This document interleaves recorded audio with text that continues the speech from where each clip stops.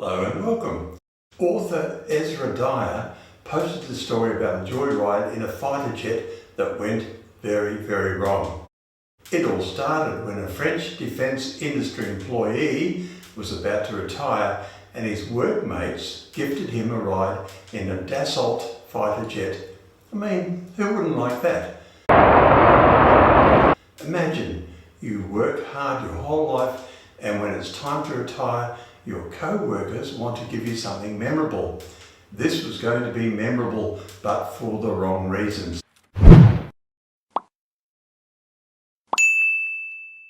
coveted back seat ride in a Dassault Rafale B fighter jet is the kind of perk that requires serious connections.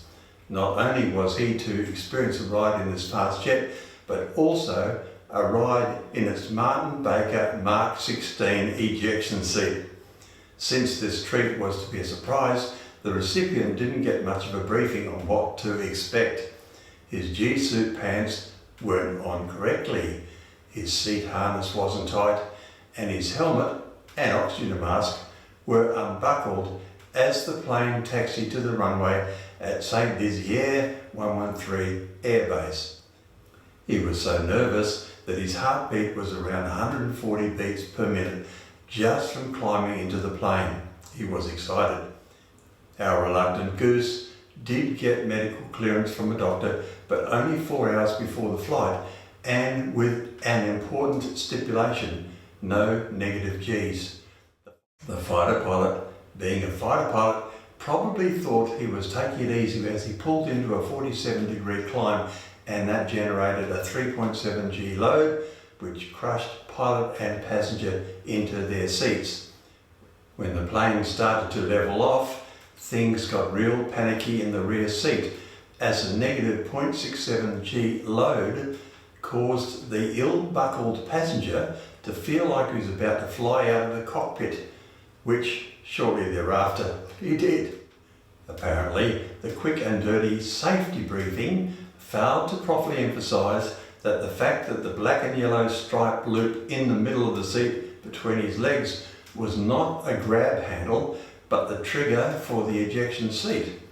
The good doctor's G-load recommendations were surely exceeded as pyrotechnics blasted a hole in the canopy and rocket motors fired the seat and its terrified denizen out into the slipstream high above the French countryside.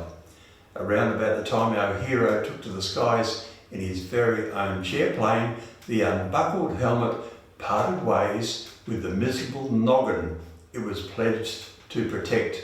In a growing cascade of colossal fails, the next one was actually fortuitous.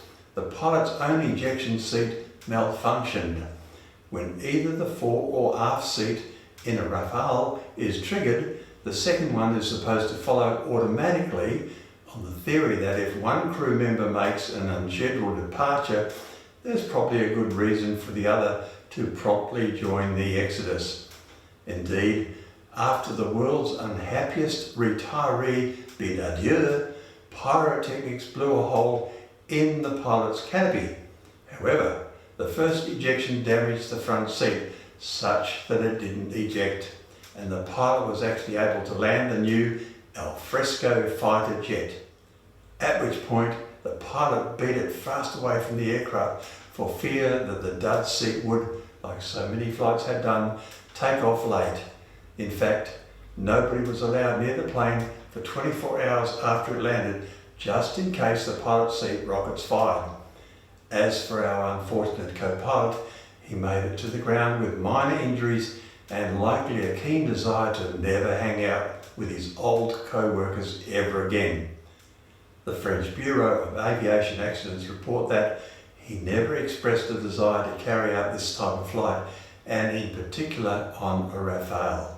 No fighter pilot in his right mind would allow a rear seat passenger to retain command eject capability, a selectable feature routinely found in two-seat fighter aircraft. It is almost impossible to believe the passenger did not get a thorough brief on egress systems. No fighter pilot would accept anything less. So this story ends well.